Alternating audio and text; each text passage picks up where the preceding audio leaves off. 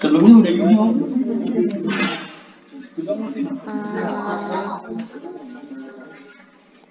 Ada evaluasi mandiri yang sudah dikerjakan, terus sudah ada 3 pre-learning juga. Ini sebenarnya tujuannya saya untuk melihat siapa yang serius dan mempersiapkan diri untuk belajar, siapa yang enggak ya. Aduh, ribet banget ya. Terus jangan dikira tugas itu nggak saya koreksi ya. Ini tadi saya ada yang temukan yang dikumpul hanya soalnya saja. Pekan lalu pre-learning hanya 9 orang yang submit. Beberapa di antaranya mengerjakan tugas persis copy paste 4 orang tadi. Saya nyuruh review video, tapi sepertinya kelas Googling yang dimasukkan. Jadi mulai sekarang saya mau tegaskan aja ya, kalau misalnya nggak serius nggak usah masuk di kelas saya, nggak masalah, nanti tetap dapat nilai kok.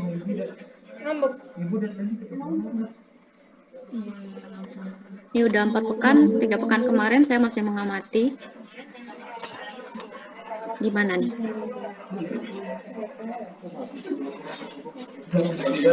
Terus menjawab apa ya?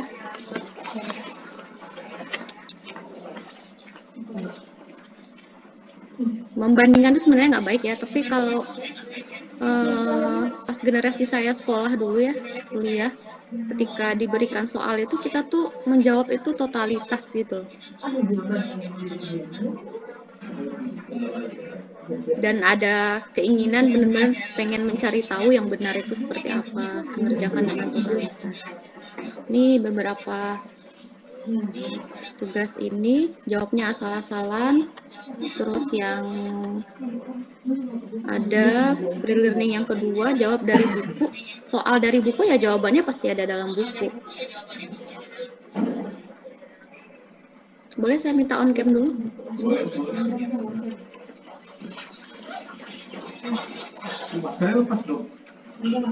Hari ini hanya 17 orang yang mengerjakan pre-learning, berarti 17 orang yang siap untuk belajar. Ini belum saya koreksi isinya nih. Yang pekan lalu ternyata dari video itu Kenapa? mungkin hanya 1 atau 2 orang yang kelihatan dari jawabannya mengamati dan mereview dari hasil video ya. Ada 4 atau 3 orang tadi kalau nggak salah.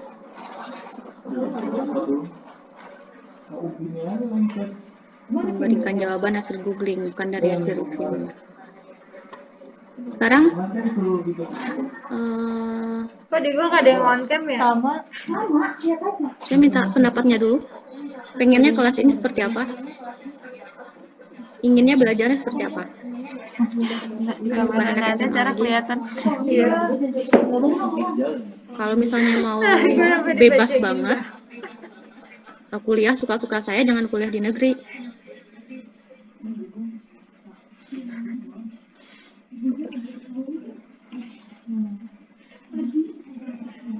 Kuliah aja di tempat yang bisa bayar lulus ya. Ngerasa tuh kita santai banget.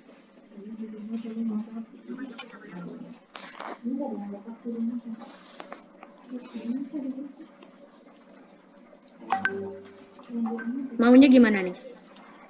Kan generasi milenial tuh demokrasi ya katanya ya.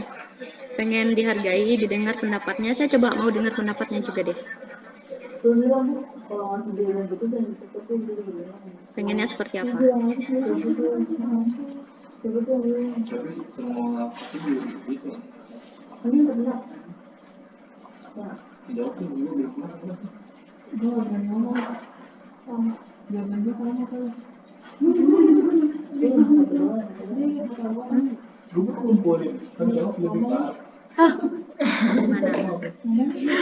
Gua ngomong apa? Enggak masalah, cutting juga kayak gitu. Kalau kita bilang kayak gitu kan diomelin gak sih? Mau seperti apa belajarnya?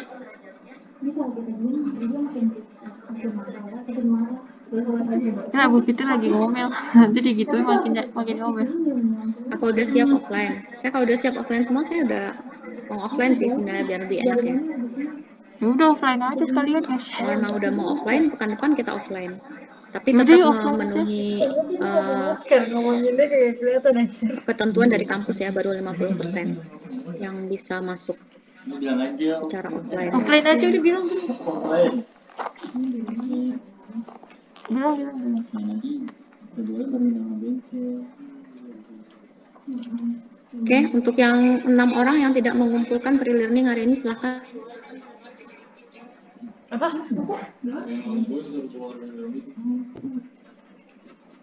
Kalau ibaratnya kita kuliah offline ya, pas masuk saya misalnya kasih tugas pre-learning nggak ngerjain kan ngapain ikut kelas.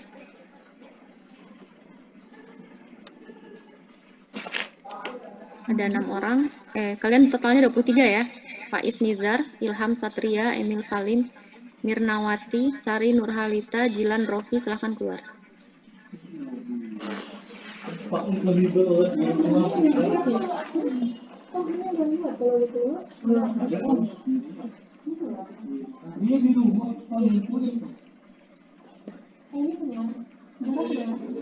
gue refresh. Masa di gue nge-lag jaringannya. Cukup 17 orang yang ready saja untuk belajar hari ini.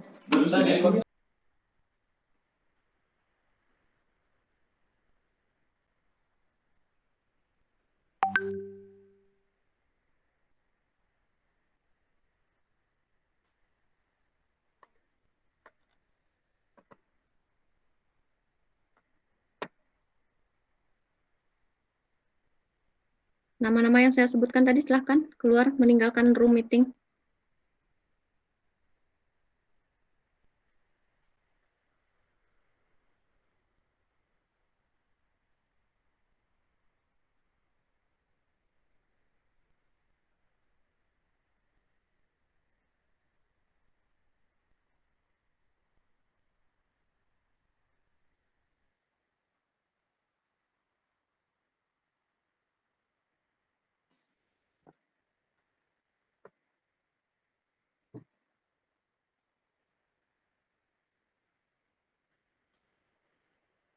Oke.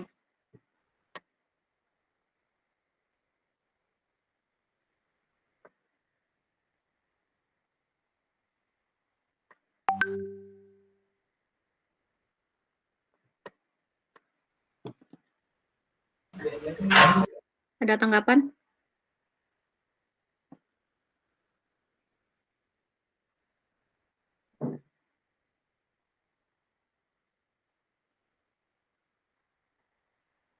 Ada tanggapan? Silahkan.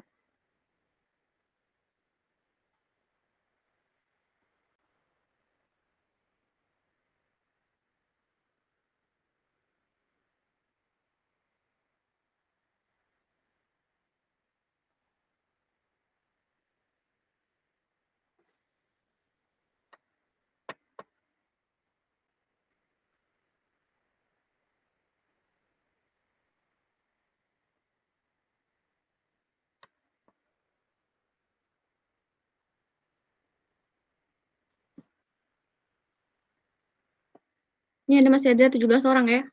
Silahkan berpendapat, langsung takut apa. Baru 4 pekan, sekalian kita mengevaluasi nih. Apa yang perlu diperbaiki mungkin biar tetap fokus belajarnya.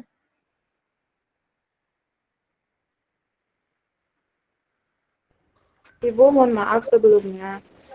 Karena sebagian dari kita kan ada yang praktek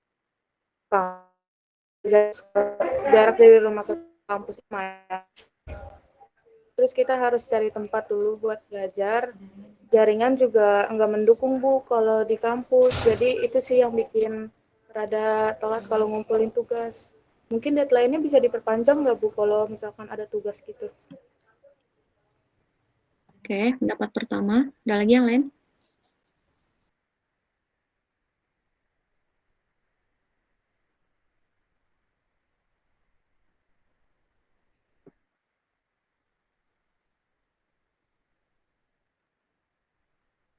Masalah jaringan dan di perjalanan ya. Oke.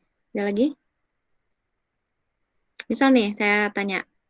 Dulu waktu sebelum pandemi, kalau masuk 7.30, jam berapa nyampe di kampus? Nyampe di sekolah?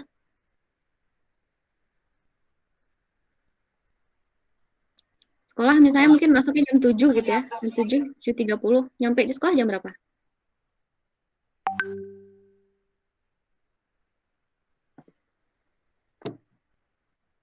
Ada yang nyampe jam 8, setengah 9?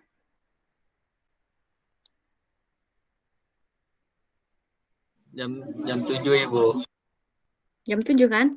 Apakah kuliah online itu merubah peraturan?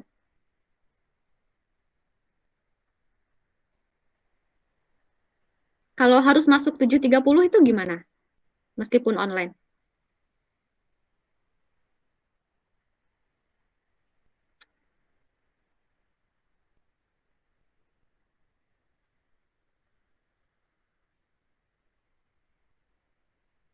Misal minggu depan saya minta kuliah offline gitu ya.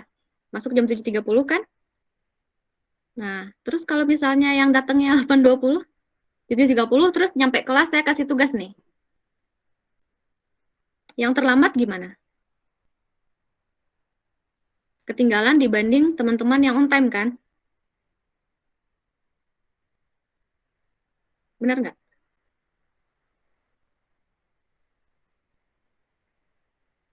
Kalau misalnya peraturan online-nya dilonggarkan, kalau memang itu kemauannya, ya mau sepakat kayak gitu. Kalau online boleh terlambat.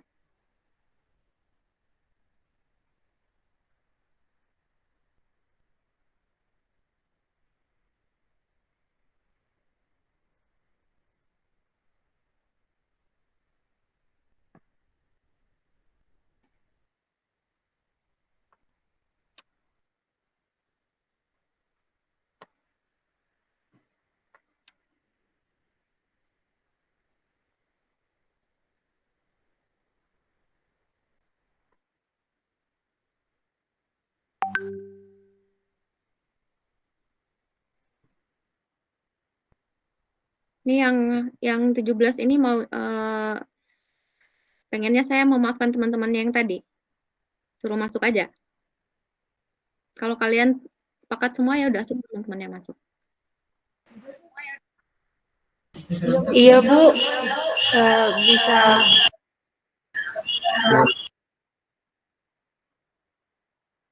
Iya Bu, bisa masuk aja Bu, mungkin biar bisa ikut pelajaran juga.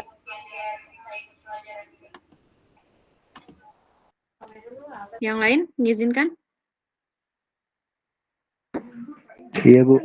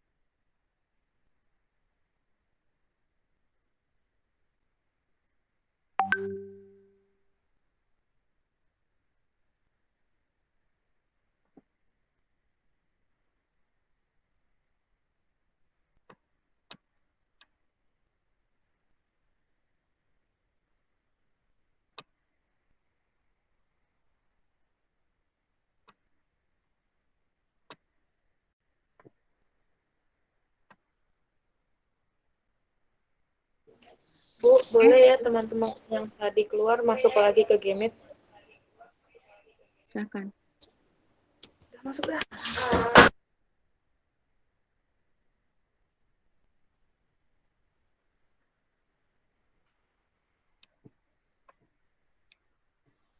Oke, dari 8 soal pre-learning tadi,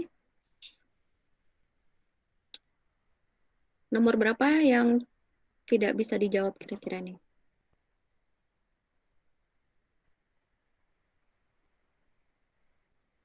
Beberapa ini kita juga pernah singgung ya, kayak PSTN itu kan udah pernah disinggung kan lalu.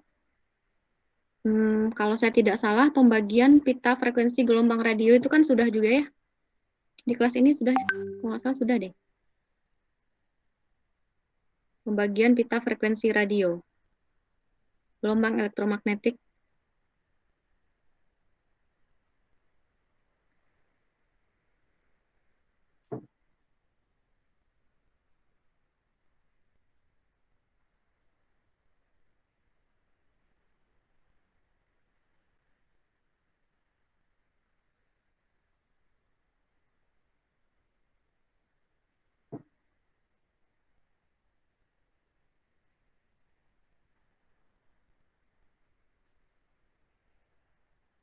Oke, Muhammad Rizky, jaringan PSTN apa Muhammad Rizky?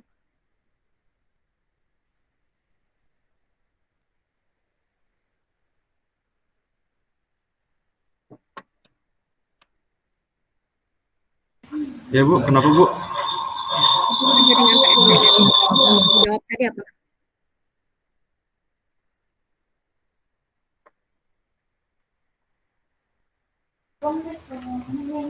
Jaringan Mana PSTN punya sini? itu Bu, jaringan telepon tetap. Jaringan telepon tetap. Media transmisinya apa?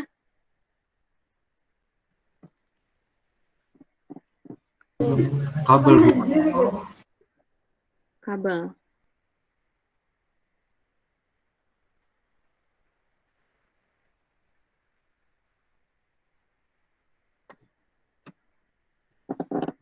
Indah Febriani, apa frekuensi Indah?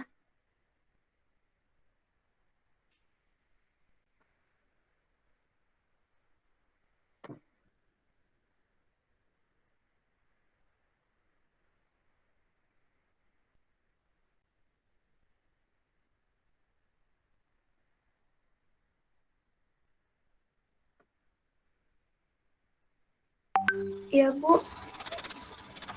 Frekuensi Maaf, apa Bu. frekuensi? Jaringan saya jelek. Apa, Bu? Frekuensi apa?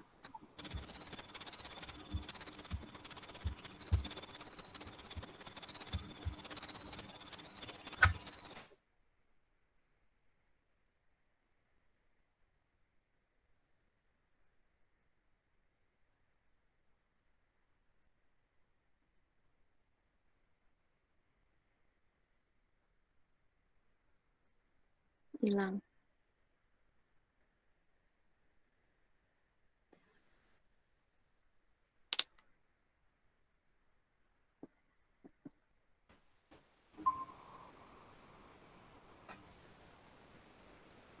Bu, suara saya sudah terdengar.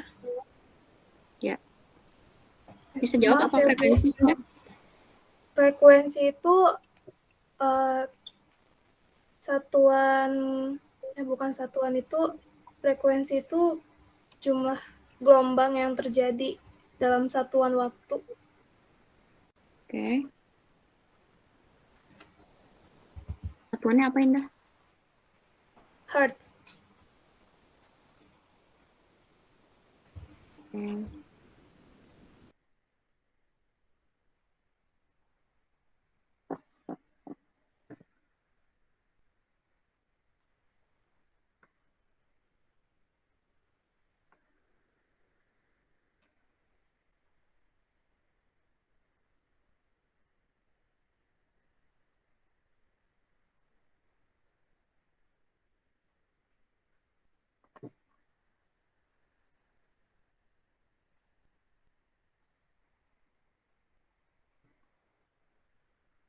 Saya mulai ya.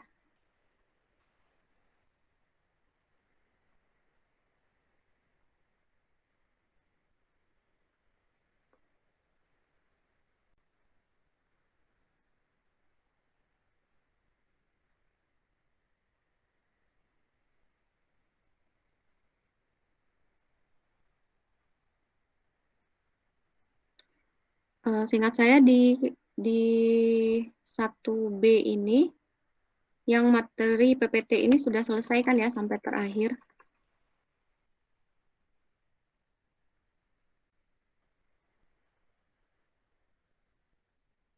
Terakhir masih di person to person, Bu. Penjelasannya. Yang mana? Person to person to machine, Bu.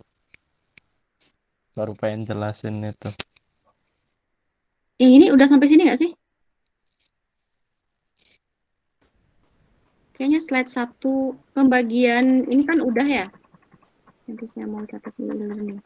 Pembagian pita frekuensi ini kan semua sudah saya jelaskan. Kan ya? Iya. Udah kan ya? Kalau yang frekuensi udah, Bu. Udah.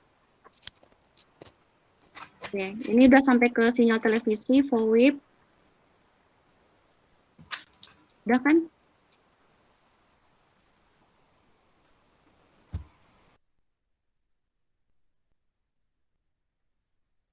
Ini kalau nggak salah saya coret-coretnya nih di kelas 1B nih.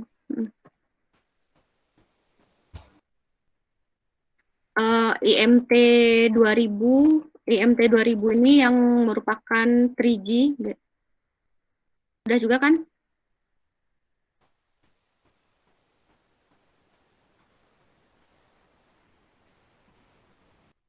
Sudah Ibu. Oke, berarti yang slide ini udah selesai nih. Nanti mungkin saya update di sini ada sedikit tambahan aja tentang link-link yang saya berikan.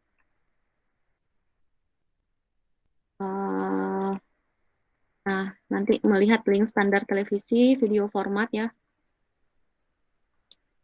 Nanti saya update di learning-nya. Nah, mungkin sekarang kita masuk ke sini. Ini masih berkaitan dengan topologi ini udah? Belum, Bu. Belum. Oke. Nah, yang itu juga belum. Oke, ya. Kita mulai dari sini ya.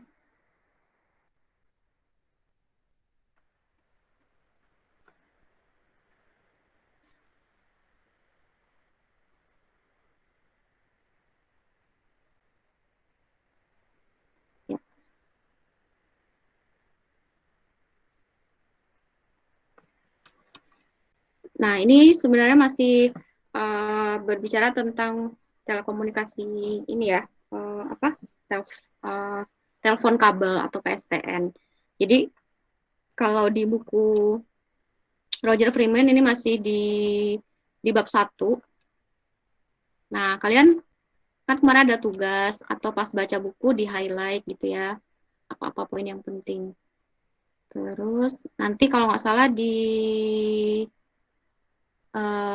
bab, nah topologi itu juga masih bagian dari bab 1 ya, network topologi. Jadi network topologi di sini maksudnya itu topologi telepon ya.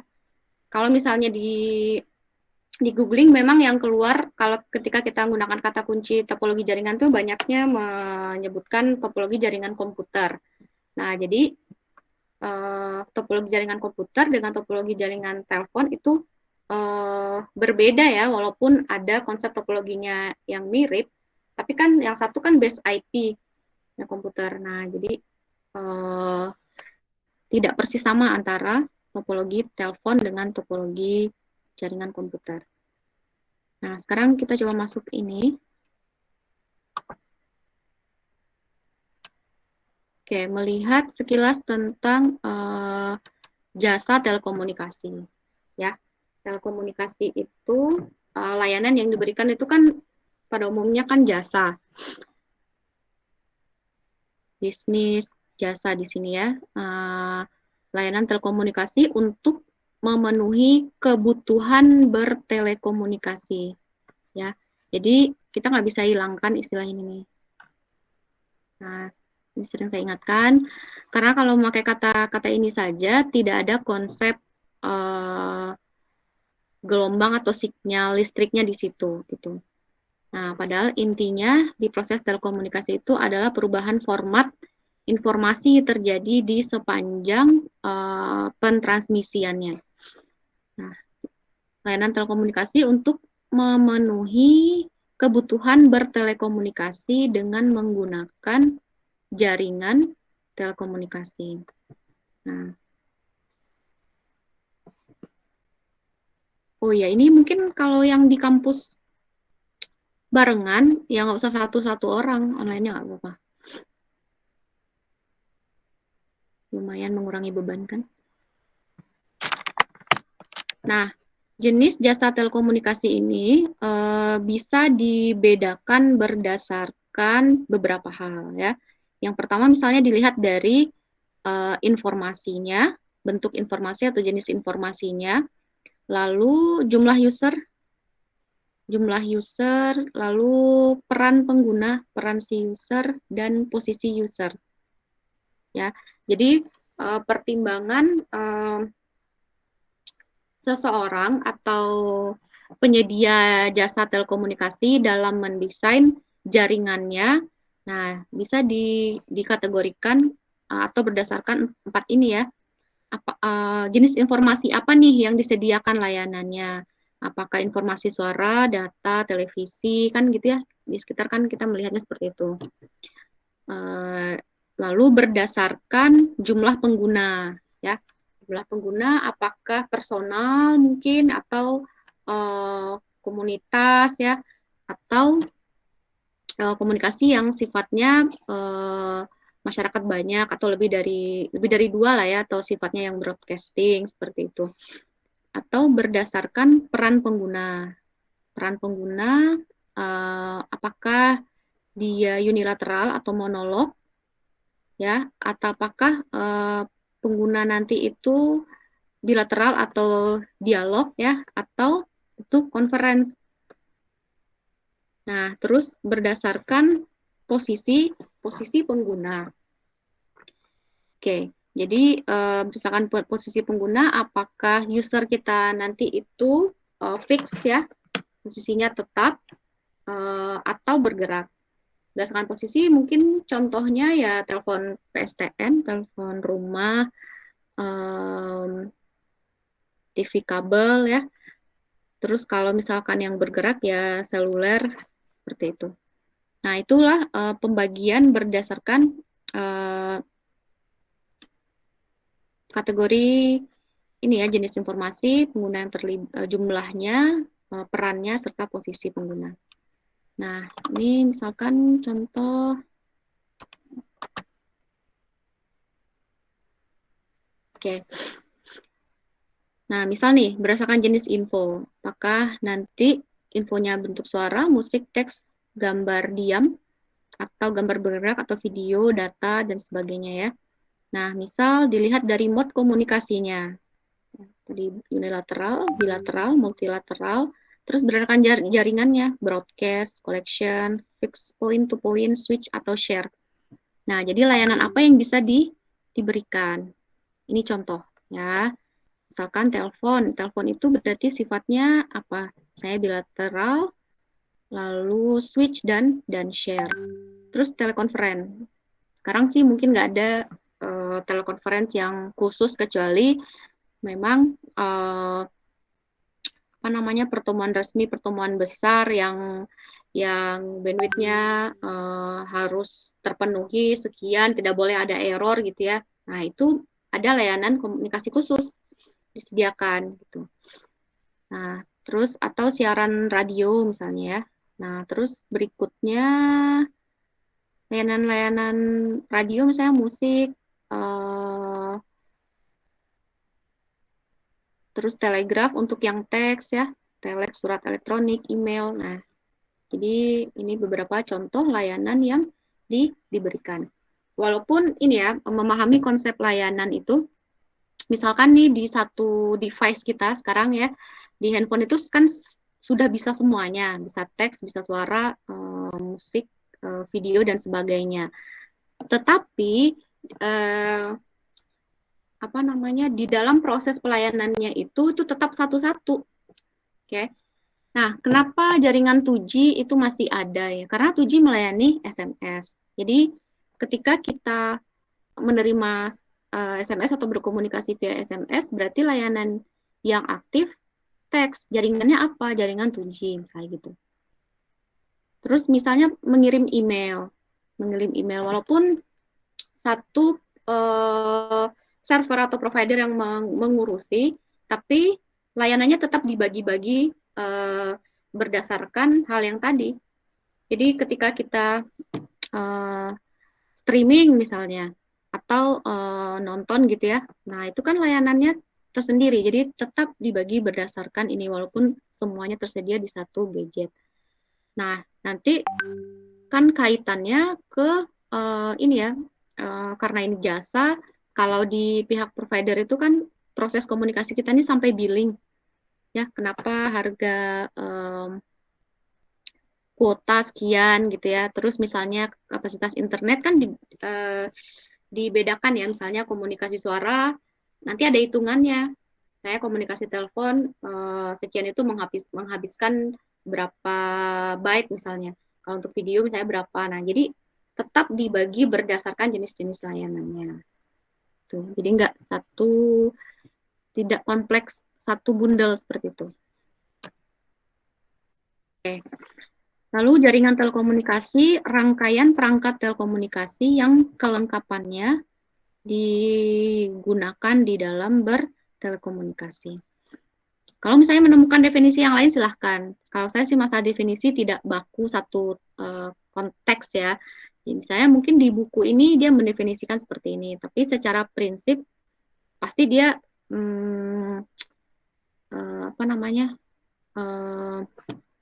tidak dihilangkan ya prinsipnya. Pasti ada perangkat di situ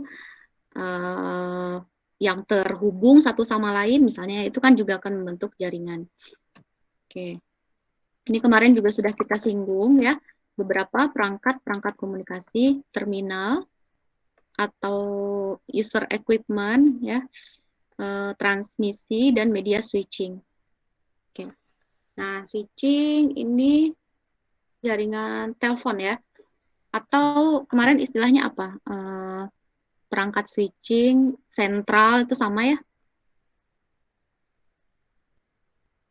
Sentral, atau ada juga yang menyebutnya exchange. Jadi kalau di buku Roger Freeman itu dia menyebutkannya exchange ya, itu sama.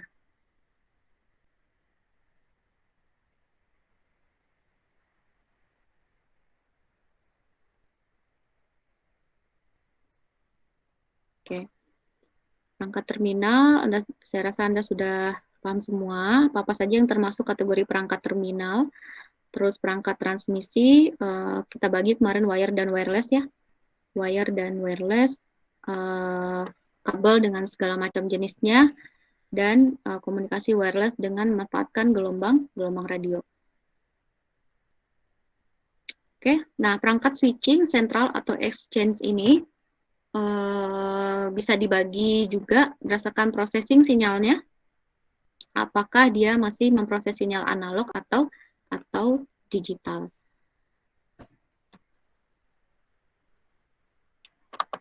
Nah, ini juga sudah kita singgung ya di bab pertama, jenis hubungan point to multipoint, point to point ya.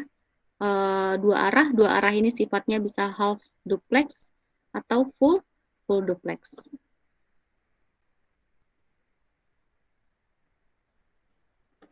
Oke, nah tadi ada soal apa itu ITU, ETSI, dan IEEE gitu ya. Nah itu standar. Jadi supaya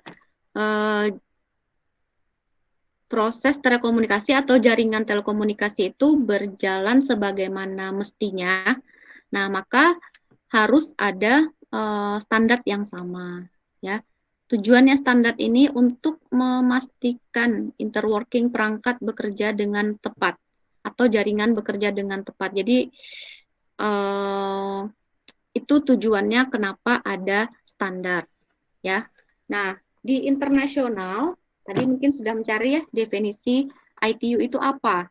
ITU itu International Telecommunication Union. Jadi ini organisasi internasional yang mengatur semua tentang telekomunikasi. Nah, jadi yang diatur itu sebenarnya tidak fokus ke perangkat saja. Jadi misalnya perangkat sudah pasti, terus topologi jaringan, konsep jaringan itu mereka yang menyusun atau menentukan standarnya, termasuk juga pembagian area-area telepon ya. Jadi misalnya kenapa kode area Indonesia itu 62, kenapa kode negara lain itu plus 60 dan sebagainya itu ditentukan oleh ITU. Jadi pembagian wilayah-wilayah penomoran seperti itu. Terus tentang hierarki sentral. Hierarki itu tingkatan ya, tingkatan penomoran. Misalnya kita nih di Indonesia kan plus 62. 62. Terus nanti per provinsi kan berbeda lagi. Itu namanya hierarki jaringan ya, sampai ke personal seperti itu. Ya. Nah, itu ITU yang menentukan. Nah, ini tingkatan paling tinggi. Nanti kita ada satu bab sendiri ya untuk mempelajari tentang standar ini. Nah, dulu ITU itu dibagi dua ya, yang mengatur regulasi atau standar di telekomunikasi dan tentang radio transmisi. Nah, dulu namanya CCITT dan CCIR. Jadi kalau misal dilihat di bukunya Freeman itu dia masih di sini kan disebutkan ya. Ini kalau misalnya definisi dari IEEE, nah berarti di IEEE mendefinisikan seperti ini. ITU juga punya definisi sendiri. Tadi di halaman berapa bawah nggak usah, nah ini ya bahas ya standar telecommunication. Nah dari sini sebenarnya tadi udah bisa menemukan jawaban.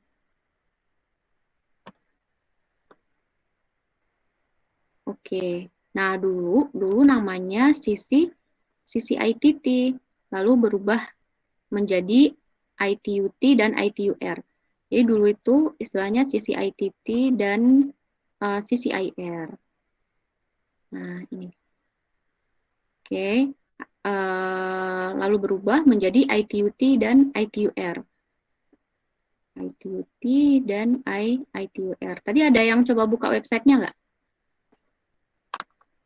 Dan coba buka website ITU.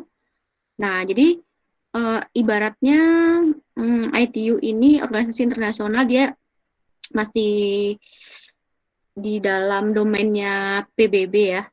Nah, ini kan disebutkan di sini.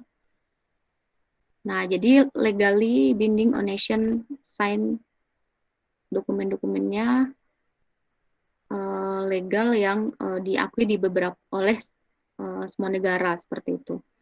Nah, nanti kalau misalkan mau mencari standar,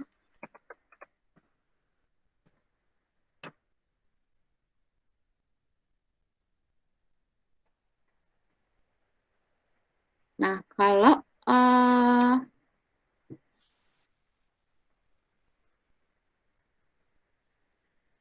biasanya nih kalau misalkan apa namanya kita memerlukan tahu standar itu ini ya, kalau nanti misalnya melakukan penelitian pas di pekerjaan gitu ya. Jadi perangkat-perangkat itu kita harus kenal nih. Oh, ini komponennya apa saja, cara kerjanya bagaimana, jenis modulasinya apa, seperti itu ya. Nah, itu bukan hanya keputusan si produsen. Nah, produsen menghasilkan itu berdasarkan kepada standar yang berlaku. Termasuk nanti misalnya kita melakukan penelitian ya, pas tugas akhir, misalnya melakukan pengukuran jitter, delay seperti itu. Kenapa sih delay-nya, delay yang harus dipenuhi oleh komunikasi telepon itu hanya diizinkan 1 milisecond gitu. Itu ada dasarnya. Jadi tidak boleh sembarangan ya kita menentukan ya udah dia dikatakan bagus ketika delay-nya 1 mili misalnya. Kenapa 1 mili? Nah, itu kita harus nyari dokumen standarnya. Nah, jadi misalnya komunikasi suara 1 milisecond, komunikasi data misalnya hanya diizinkan kesalahan 1 data di dalam 10 juta data yang dikirimkan misalnya. Nah, itu sudah diatur. Jadi ini nanti dokumen-dokumen ada di sini nih. Jadi mereka ada konvensi ya, terus kalau misalkan ada peraturan lama yang sudah tidak dipakai itu akan ditimpa oleh peraturan baru. Radio regulation, navigasi dan semacamnya nanti ada di sini semua. Oke, yang mengatur tentang terrestrial service, space service, seperti apa, study group tentang radio communication, radio regulation bisa didapatkan di sini.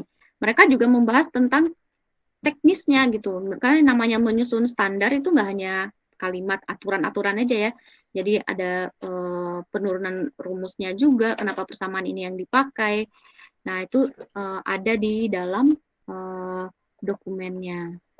Oke, nanti ketika kita belajar regulasi kita lihat lebih dalam ya. Nah, itu tentang ITU. Nah, tadi kan ada ETSI. Nah, tadi ada yang salah jawab. Terus mencari apa tadi? IFV. Kalau nggak salah. Nah, ETSI ini standar telekomunikasi yang regional ya, regional. Jadi ini berlakunya misalnya di Eropa gitu. Nah, nanti misalnya nih kalau di Indonesia itu kita memang sering berkiblatnya ya dalam tanda kutip atau memakai teknologinya ngambil standar ETSI. Oke. Jadi yang kemarin kita bahas ya, IMT 2000, konsep 3G, perangkat-perangkatnya, itu kita makainya standar ETSI. Nah, jadi kalau misalkan memakai standar yang sama, dipastikan perangkat kita atau komunikasi kita tuh bisa secara langsung gitu. Jadi tidak memerlukan interface lain supaya bisa berkomunikasi. Nah, misalnya kayak di Amerika atau Asia Pasifik punya standar sendiri gitu ya. Padahal seperti yang saya ceritakan kemarin, secara teknisnya itu sebenarnya mungkin hampir sama. Nah, tapi ya mereka inilah ya punya latar belakang sendiri kenapa melahirkan standar, tapi antara satu sama lain ini tetap bisa berkoordinasi di dalam jaringan yang lebih besar. Nah, cuman mungkin memerlukan interface ya supaya mereka bisa berkomunikasi seperti itu. Nah, terus tadi ada IEEE. IEEE ini juga sering dijadikan rujukan. Nah, tapi ini sifatnya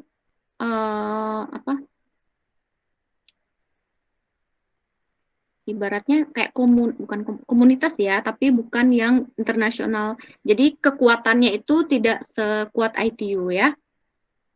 Nah, tapi tetap sifatnya ini IEEE ini juga internasional. Ada yang pernah dengar nggak sebelumnya istilah IEEE? Baru sekarang doang. Belum ya? Oke. Nanti bisa dilihat juga websitenya. Nah, jadi IEEE. ORG ya, organisasi internasional. Nah, jadi di sini juga kumpulan para peneliti, akademisi dan sebagainya. Jadi ada apa namanya majalahnya, ada jurnalnya. Nah, di Indonesia tuh sebenarnya dia per negara itu punya perwakilan gitu ya. Nah, jadi isinya membernya itu para profesional atau akademisi yang bergelut di dunia telekomunikasi dan IT. Nah, kan kepanjangannya tadi Electrical and Electronic Engineering ya. Nah, di dalamnya juga IT. Nah, ini brand studentnya juga ada. Jadi kayak komunitas gitulah. Ya, masa mau teknologi apa nih yang terbaru seperti itu. Itu banyak dibahas di organisasi ini. Nah, contohnya misal standar Wi-Fi itu 802 titik berapa? Titik 11 ya. Ini kan perangkat Wi-Fi ini. Nah, kenapa sih 802.11 ya? Ini si IEEE yang menghasilkan standarnya.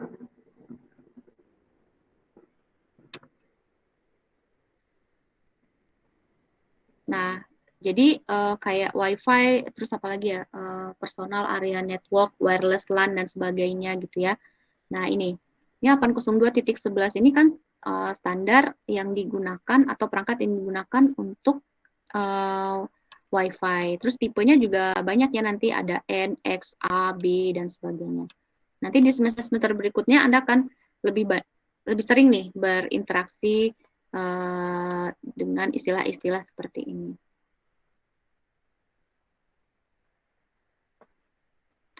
Oke, kira-kira itu gambarannya. Terus jurnal ya. Nah, jurnal itu ada di sini. Ada di IEEE Explore. Ini organisasinya, terus ini jurnalnya, paten, dan sebagainya.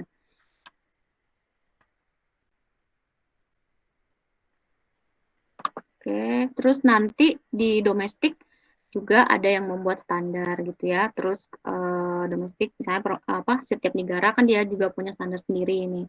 Misalnya di Indonesia mana yang SNI atau tidak itu. Kalau standar ini nanti berdampingan dengan regulasi ya.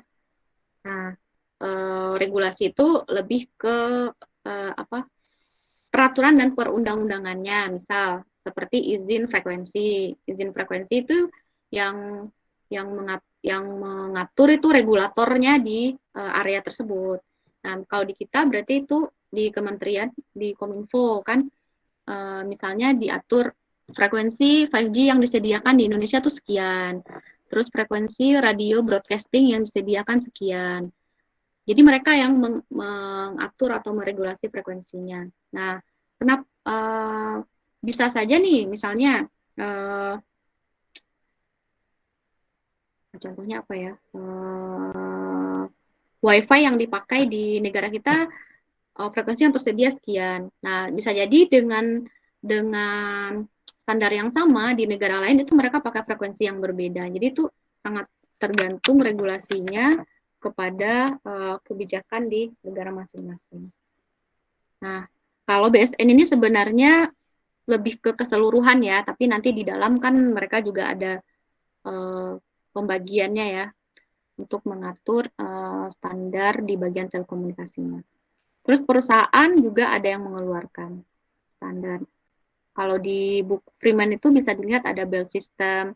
Terus kalau misalkan lab yang terkenal itu yang dipakai sebagai standar itu lab AT&T ya. Misalnya. Oke. Terus, nah tapi dengan syarat yang di bawah-bawah ini dia tetap merujuknya utamanya ke sini. Jadi tidak boleh ada yang standar yang menyimpang ya dari ITU seperti itu. Oke, itu terkait dengan standar. Nah, PSTN ya, tadi PSTN Anda rata-rata sudah bisa menemukan definisi PSTN itu apa. Nah, dia termasuk ini ya, mengatur jaringan telepon fix ya. Nah, bisa local network dan long distance network. Oke, PSTN consists of local network interconnected by long distance network. Nah, ini kalau misalkan gambaran jaringannya. Lalu, nah ini ya, bagian-bagiannya. Ada subscriber loops, local serving switch. Nah, ini komponen sentral, switch, atau exchange ya. Jadi subscriber loop ini jaringan pelanggan.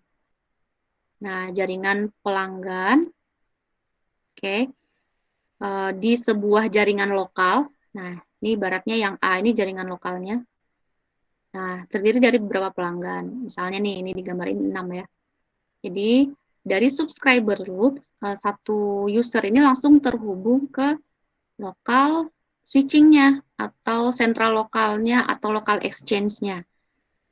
Nah, ini langsung terhubung ke lokal exchange.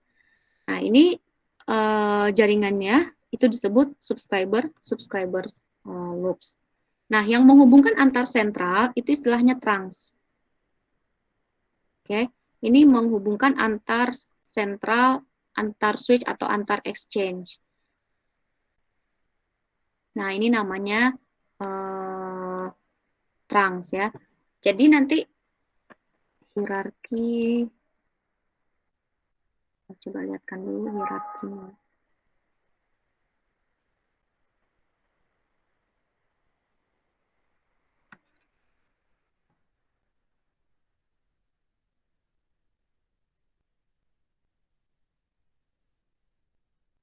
Nah, kira-kira tuh seperti ini.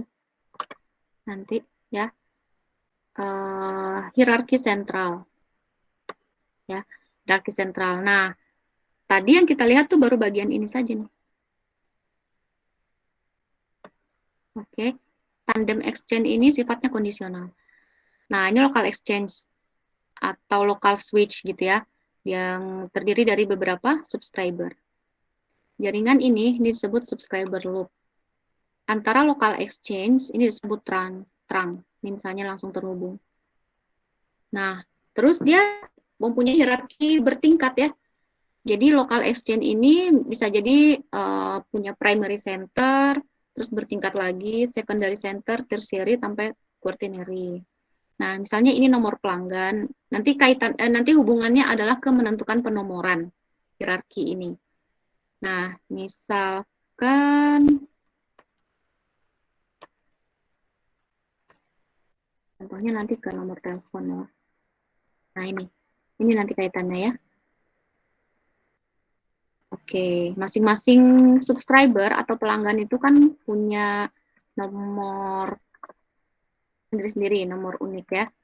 Nah, jadi misalnya 3 nomor terakhir. Nah, biasanya saya nih 234 ya. Terus di depannya local exchange-nya misalnya 2 ya.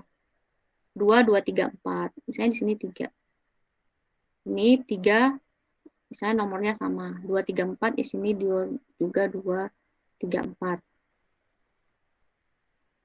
Nah, terus ini ada pelanggan lain 235 misalnya. Oke. Nah, sesama 235 dengan 234 karena berada di local exchange yang sama, itu langsung bisa terhubung dengan switching-nya di local exchange. Nah, terus misalnya nih 235 di sini mau menghubungi yang ini. Berarti kan udah pindah sentral. Nah, nomor sentralnya misalnya 3. Oke. Nah, maka perlu kode sentral yang ada di sini. Jadi komunikasinya melalui sentral lokalnya sendiri, lalu sentral ini melemparkan ke sentral lokal nomor tujuan. Nah, ini disebut trunk. Ini trunk ya. Nah, ini local exchange di area telepon tujuan kita. Nah, itu yang dimaksud dengan hierarki ya. Nanti kita pelajari.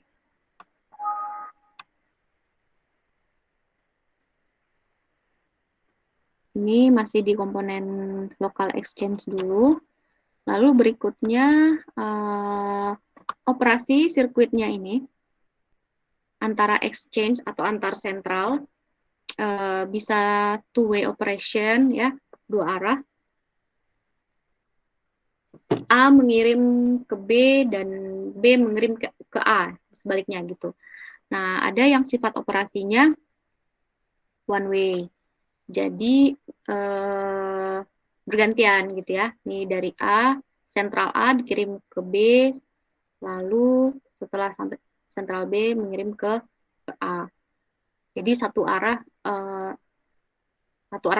ya. Jadi salurannya berbeda, salurannya dibedakan.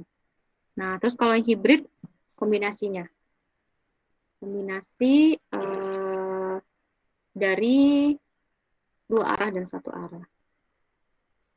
Jadi memang tergantung ini keperluan pelanggannya. Nah, terus misalkan ada yang butuhnya ya 1 arah saja misalnya gitu ya. Terus ada yang two way atau bolak-balik.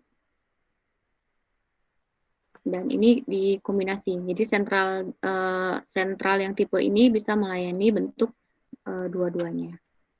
Nah, sekarang kita lihat topologi telepon, topologi jaringan telepon.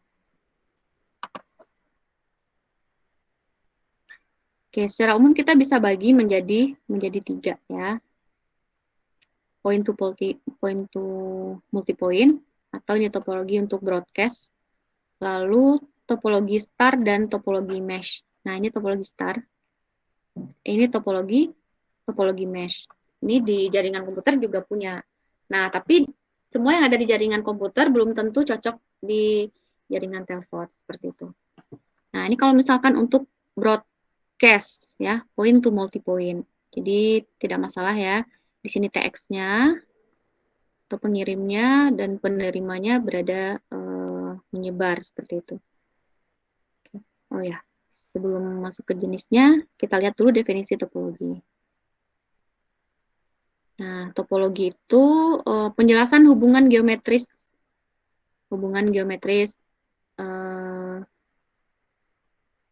gambar ilustratif ya, antara unsur-unsur dasar penyusun jaringan. Oke, hubungan geometris antara unsur-unsur dasar penyusun jaringan. Nah, topologi mesh, topologi star. Sekarang kita lihat masing-masing. Oh, ini proses signaling saya skip dulu, kebalik. Nah, sebentar.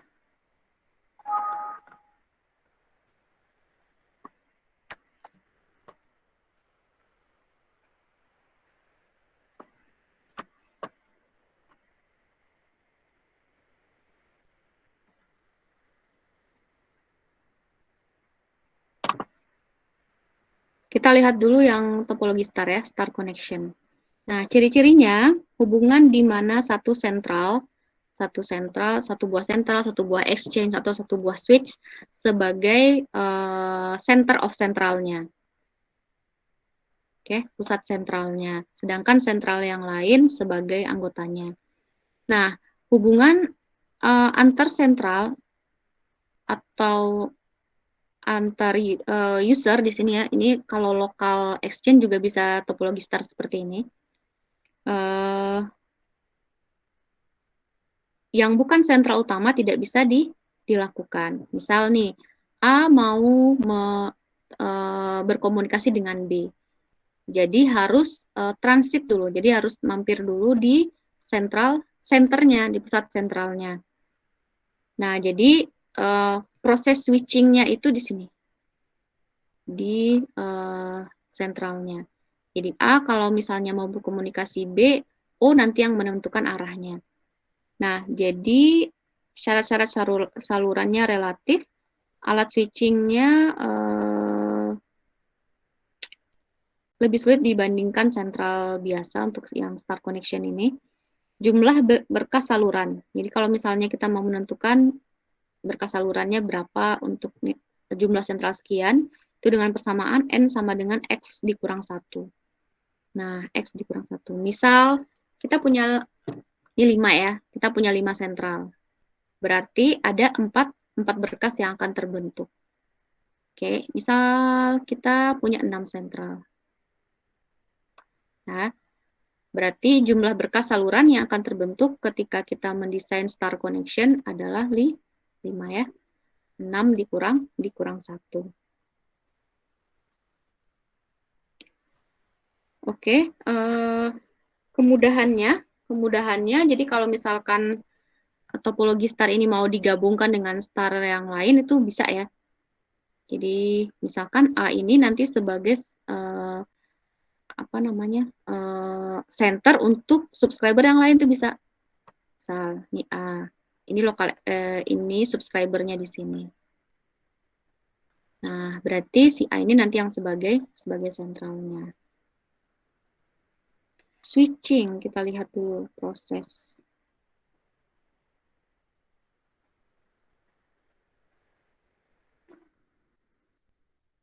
Switching, signaling ya, oke.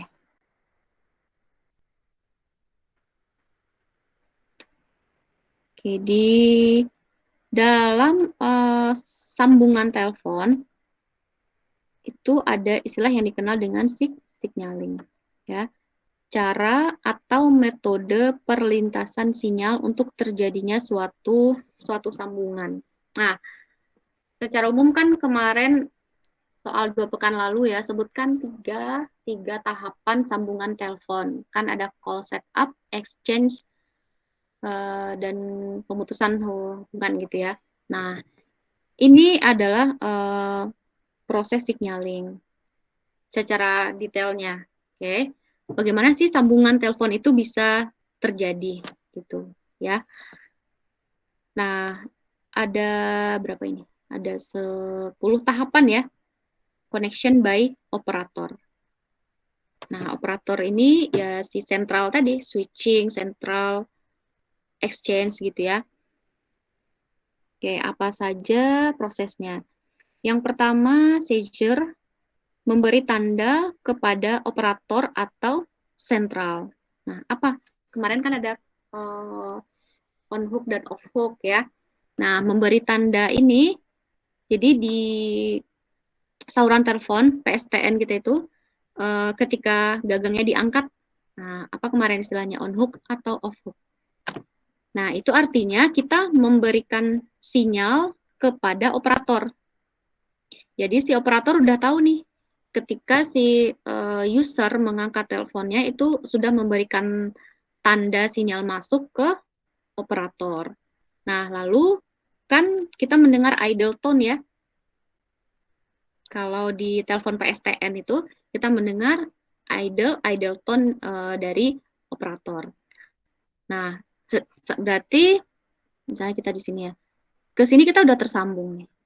Ketika proses 1 dan 2.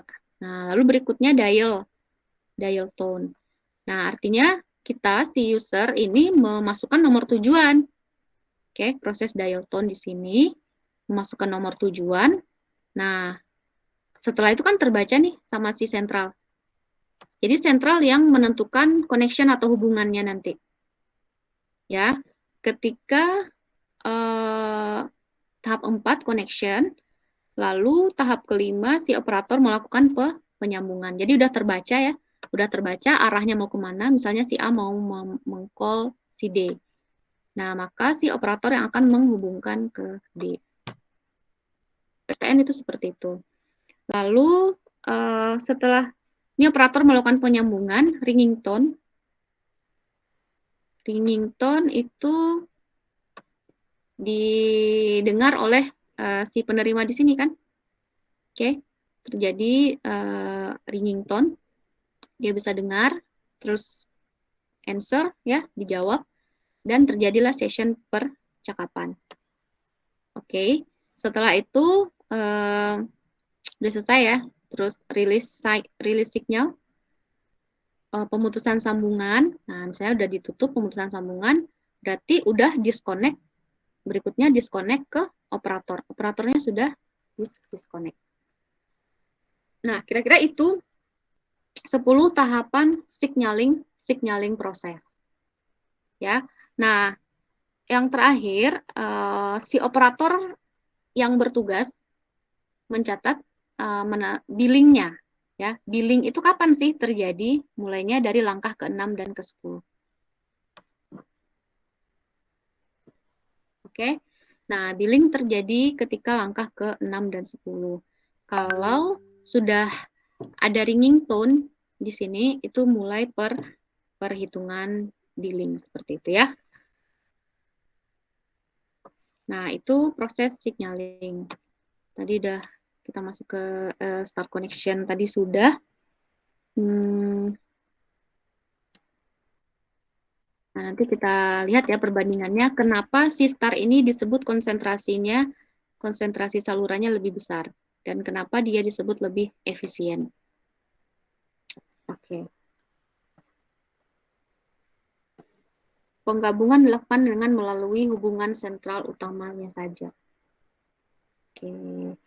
Nah, sekarang kita lihat topologi mesh. Mesh tadi seperti ini. Jadi multi-point to multi-point. Tiap sentral mempunyai derajat yang sama. Nah, karena mereka mempunyai hubungan derajat yang sama, maka terjadi hubungan langsung ya tanpa central transit sehingga proses penyambungannya cepat. Ya. Lalu syarat saluran relatif murah, jumlah berkas saluran meningkat kuadratis dengan penambahan jumlah sentral. Nah, jadi persamaannya N sama dengan 0,5 X dikali X min 1. Oke. Jadi, misalnya ini. Misalnya kita ingin membangun topologi mesh untuk 1, 2, 3, 4, 5, 6 perangkat. Jadi kalau misalkan kita punya 6 sentral, berarti berapa jumlah berkasnya ini?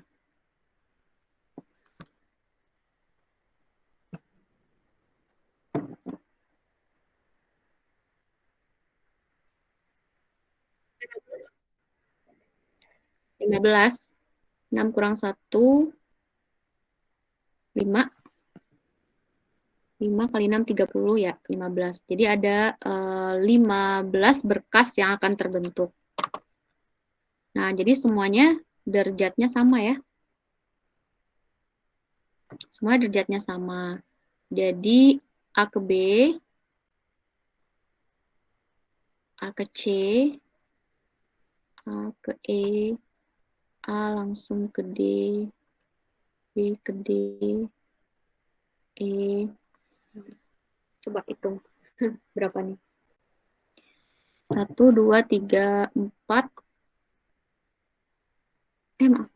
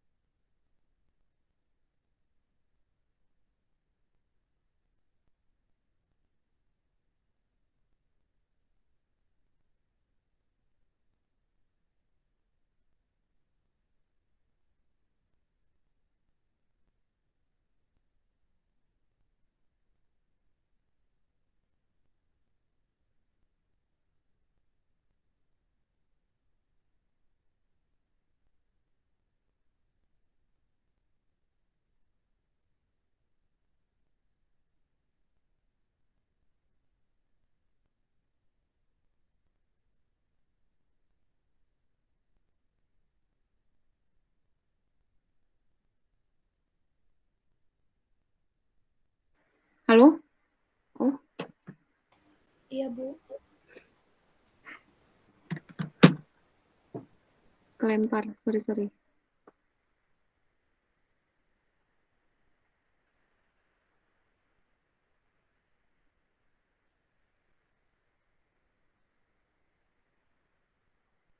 Ini tadi, nih ya.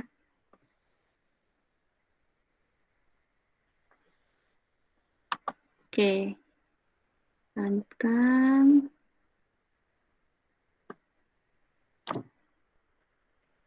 Berapa tadi? Ada 6 sentral, maka akan terbentuk berkas sebanyak 15 ya.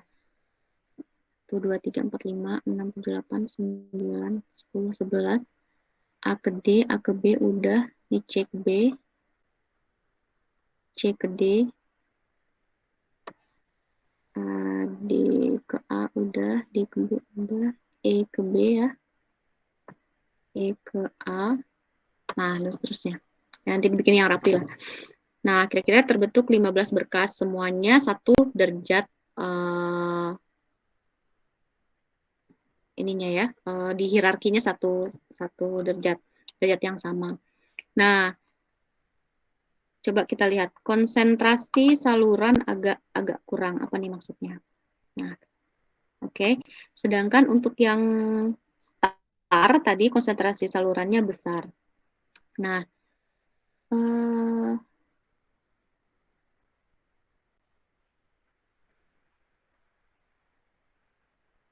Oke, karena ini ya, kenapa konsentrasi yang mesh disebut kecil dan sedangkan yang star itu disebut besar.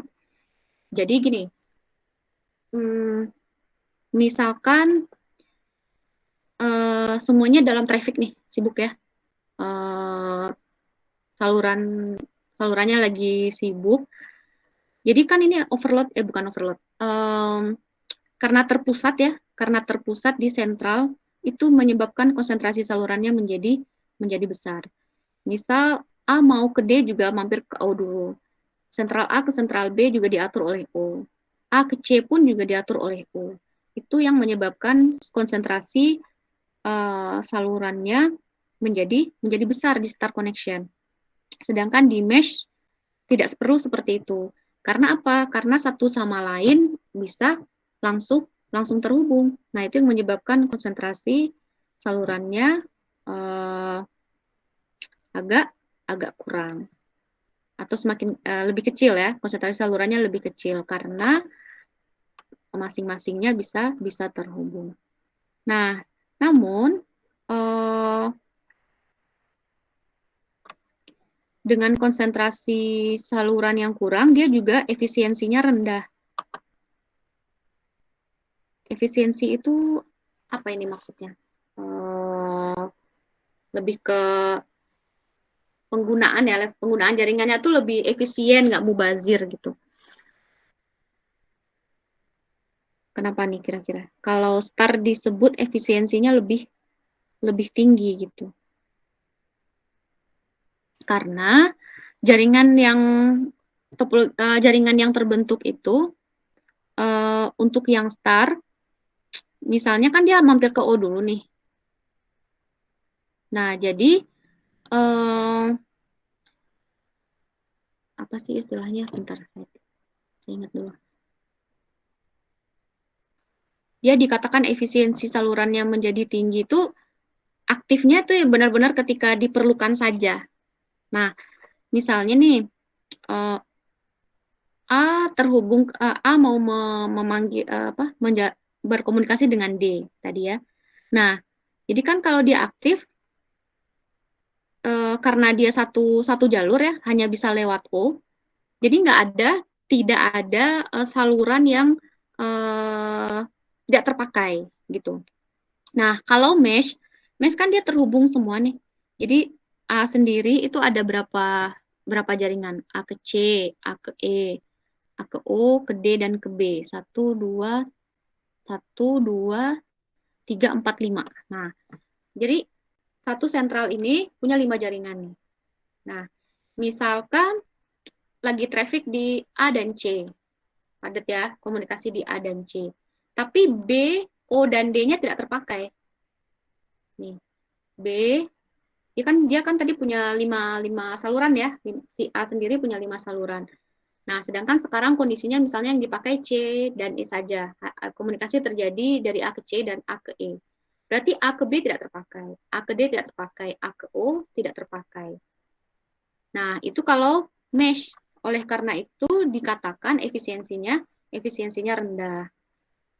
Nah, memang ada kelebihan dan kekurangannya ya. Ada yang mendesain supaya lebih efisien tujuannya seperti itu. Walaupun konsentrasi besar mungkin star menjadi pilihan yang tepat. Nah, kalau misalkan dia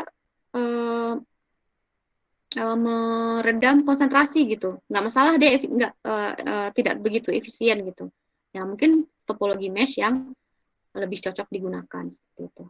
Paham ya korelasinya antara konsentrasi saluran dengan efisiensi saluran.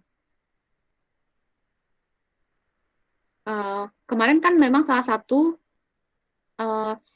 syarat komunikasi yang bagus itu kan seperti itu ya, reliable, secure ya, efisien seperti itu. Nah, cuman ada beberapa kondisi mungkin tidak bisa dipaksakan untuk efisiennya bagus gitu. Yang star ini secara efisiensi misalnya dia lebih bagus, sangat tinggi, tapi kelemahannya adalah konsentrasinya yang besar. Seperti itu. Oke, nah itu kaitannya ya. Mudah-mudahan bisa dipahami korelasinya antara konsentrasi dan efisiensi. Lalu untuk mesh ini dia lebih susah untuk digabungkan. Jadi kalau misalnya star kan tadi kalau misalnya ini menjadi sentral untuk jaringan di bawahnya itu kan bisa. Nah, terus misalnya C juga membuat saluran transmisi jaringan sendiri itu juga bisa. Tapi kalau mesh itu susah digabungkan. Itu kelemahan berikutnya. Oke, itu tentang topologi. Yang berikutnya kombinasi mesh dan star. Nah, penggunaan saluran lebih efisien. Ini benar ya. Jadi kelemahannya si mesh tadi bisa ditutupi oleh kelebihannya si star tentang saluran. Terus karena kenapa bisa lebih efisien, dia menerapkan overflow ini ketika dia sudah digabung.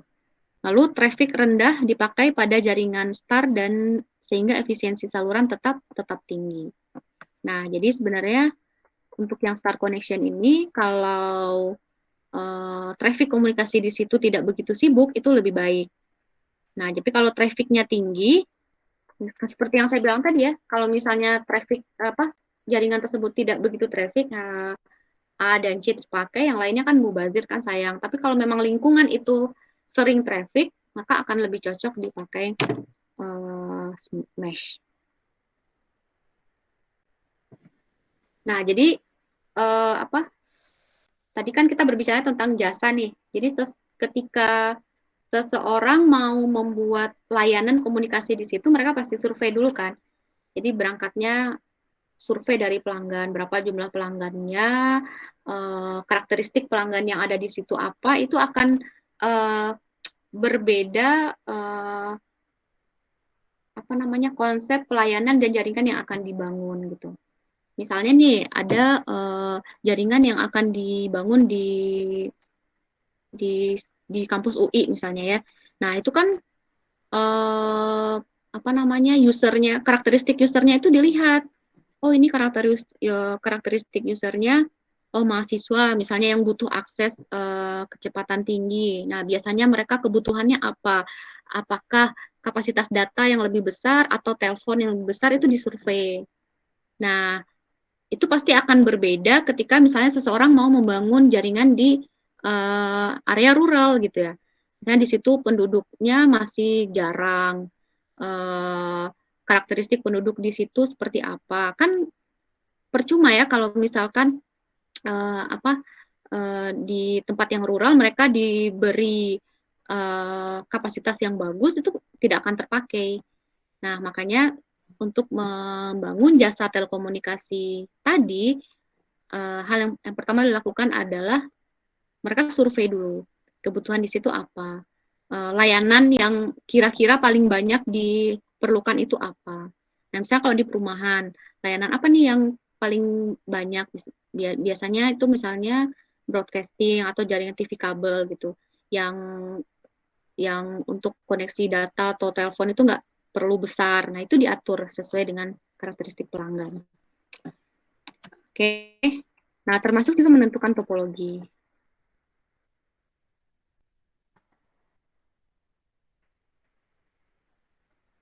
Tadi ini ya, traffic rendah dipakai pada jaringan bintang sehingga efisiensi saluran tinggi. Hubungan gabungan antara mesh di tingkat atas dan star di tingkat bawah.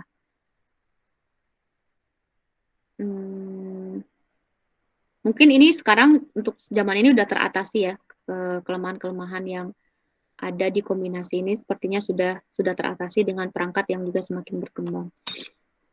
Oke, ini jaringan akses PSTN.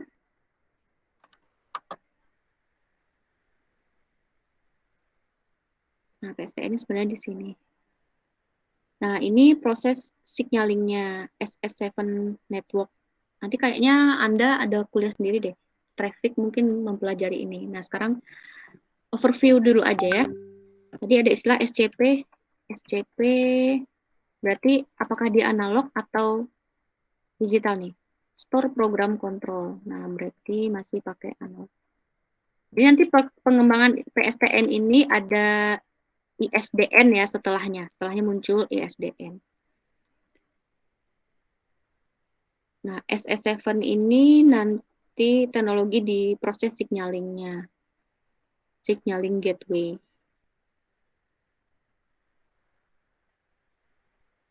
Oke, ini berarti sudah terkoneksi dengan bentuk-bentuk jaringan yang lain juga ya. IV phone dan juga seluler.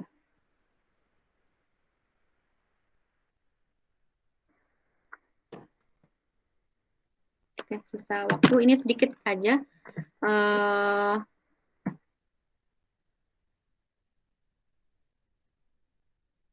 Ya, walaupun ini sekarang sudah tidak favorit ya, tapi ibaratnya perkembangannya kita perlu tahu nih. Nah, gimana sih jaringan akses lokal tembaga itu dulu ada gitu.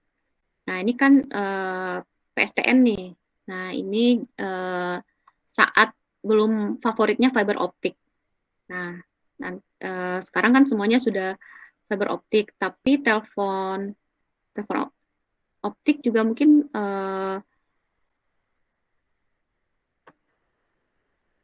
jarang sih ya, jarang kalau misalkan fix telepon itu yang pakai optik. Nah, dulu ini dikenal dengan JARLOCAT, jaringan lokal tembaga. Ini struktur umumnya, ini sekilas saja supaya tahu.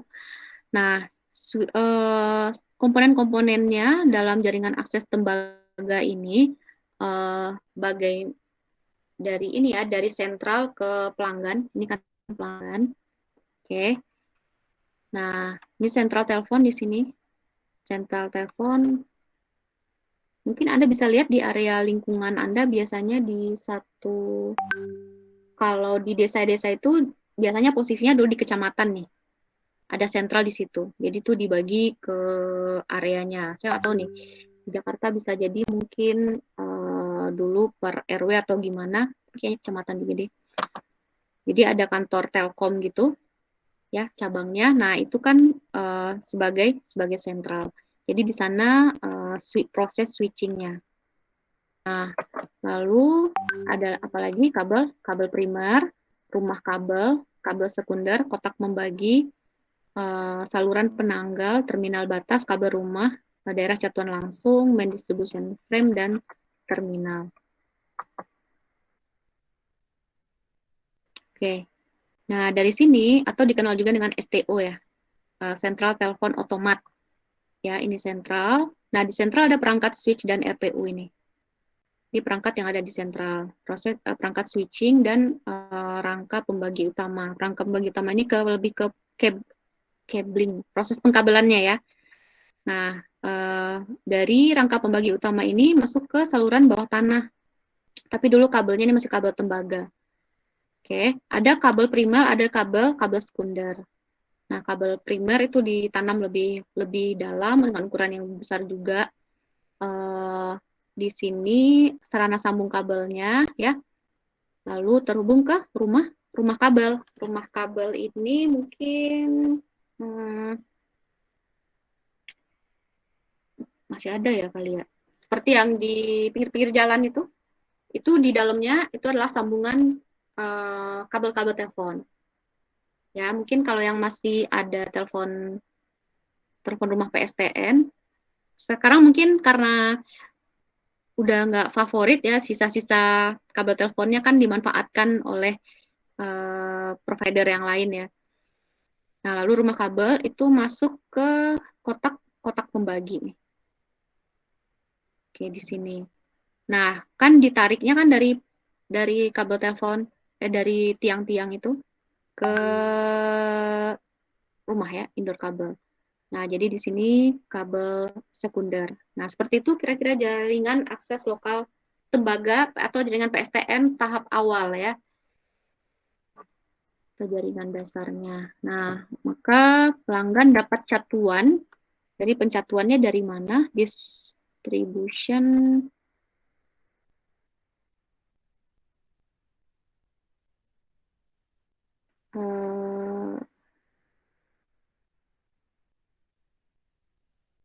yang terhubung langsung ke MDF Main Distribution frame ya. Nah, rawannya sih dulu kalau misalkan telepon kabel itu ini redamannya kan besar, redamannya besar. Oke, jadi kalau kabel itu bagaimana kita bisa tahu redamannya? Biasanya sih si produsen menuliskan kayak datasheet gitu ya. Oh, kabel ini per 1 kilometer redamannya 2 dB per kilometer misal contoh. Nah, maka sepanjang 1 kilo dia akan kehilangan daya sebesar 2 dB. Makanya perlu lagi ditanam amplifier gitu ya, penguat sinyalnya. Terus nanti apalagi untuk jarak jauh gitu ya. Nah, misalnya 10 km makanya itu disambung-sambung ya, disambung-sambung supaya redamannya tidak semakin besar terjadi.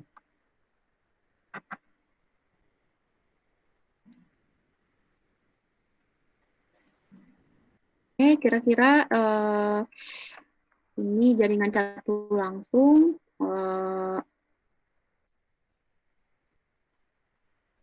Nah, ini yang langsung tercatu ke STO ya, tanpa melewati kotak pembagi misalnya. Tanpa melalui rumah kabel. Jadi ada jaringan yang tercatu langsung ke main distribution frame-nya. Di sini. Kan main distribution frame di sini ya. Ada di STO ini. Oke. Nah, mungkin sih untuk perkantoran ya, zaman dulu ya. Nah, maka dia punya mengurus saluran tersendiri ini. Jadi tidak melalui rumah kabel. Biasanya sih yang memakai pelanggan-pelanggan VIP. Kota besar dekat dengan sentral, kota kecil yang jumlah pelanggannya sedikit bisa juga. Atau daerah yang demand-nya terpusatkan tergantung permintaan pelanggan. Nah, jadi MDF ini sesuai definisinya, main distribution frame itu berarti tempat distribusinya kabel gitu ya. Artinya dia unit terminal yang mempunyai kapasitas besar. Tempat terminasi kabel dari sentral dan kabel primer. Nah, jaringan yang tidak langsung seperti tadi, dia melewati RK atau rumah kabel. Nah, ini kira-kira gambaran fisik rumah kabel. Nah, ini nih jaringan. Jadi, masing-masing slot ini satu pelanggan. Itu yang ini ya. Outputnya kan seperti ini nih. Ada yang kan dua sisi ya, ada yang ke pelanggan, ada yang ke ke sentral. Nah, misalnya seperti ini. Ini arah ke sentral. Jadi dua sisi memang ya, to exchange office ini ke sentral dan yang satu sisinya itu terhubung ke subscriber atau ke pelanggannya. Nah, maka seperti ini. Sisi depan dan sisi belakangnya ya. Kabinetnya, terminal blok, kabel core. Nah, begitulah proses telekomunikasi di PSTN. Oke, ini tadi kotak pembagi.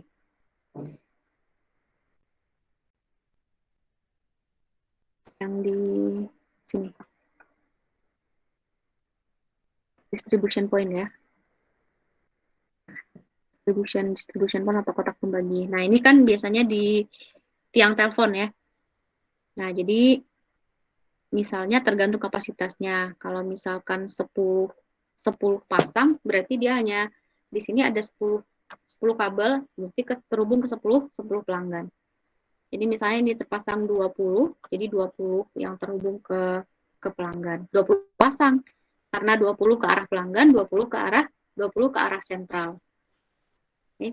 Bisa nggak Anda membayangkan ininya proses komunikasinya? Ini kan lewat kabel ini ya. Nah, dengan proses signaling seperti tadi, coba bayangkan berapa kecepatan yang diperlukan.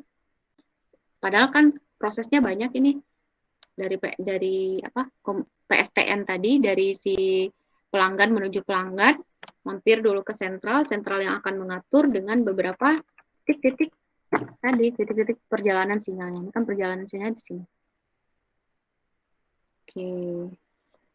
Nah, makanya zaman waktu masih telepon kabel itu rawan ininya kalau ada kabelnya terganggu ya, kan bisa saja nih kabel bawah tanah itu kan rentan. Gitu. Nah, gangguan yang terjadi di wire dan di wireless itu berbeda ya. Sebenarnya kalau masalah sensitivitas sinyal,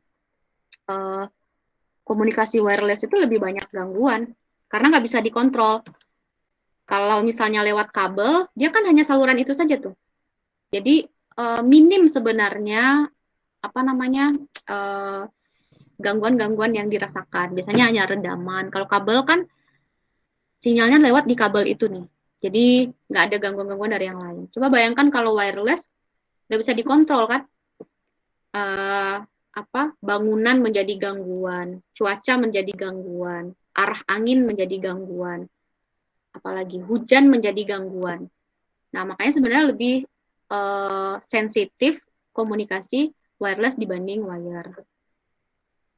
Nah, hanya saja mungkin kalau wire, kalau yang masih tembaga seperti ini, dulu mungkin di kapasitas ya, terbatasnya itu. Terbatasnya di kapasitas, kecepatan, seperti itu. Nah, sekarang udah digantikan oleh optik. Ya, lebih ini. Nah, gangguan yang dirasakan oleh optik tuh berbeda lagi. Ya, karena sifat sinyal yang lewat di situ cahaya. Jadi gangguan-gangguan yang dialami oleh sinyal yang dikonversi ke cahaya tentu akan berbeda ya dengan gangguan yang dialami oleh sinyal di dalam kabel tembaga ini kan listrik dia. Gitu. Oke, pertemuan hari ini saya kira cukup jam 10 ya. Nanti minggu depan kita lanjutkan ini tentang satuan desibel. Apa itu desibel?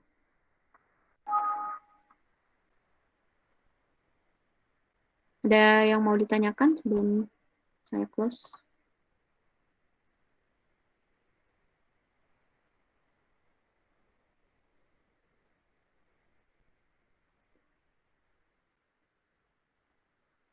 Sepertinya tidak. Kalau ada yang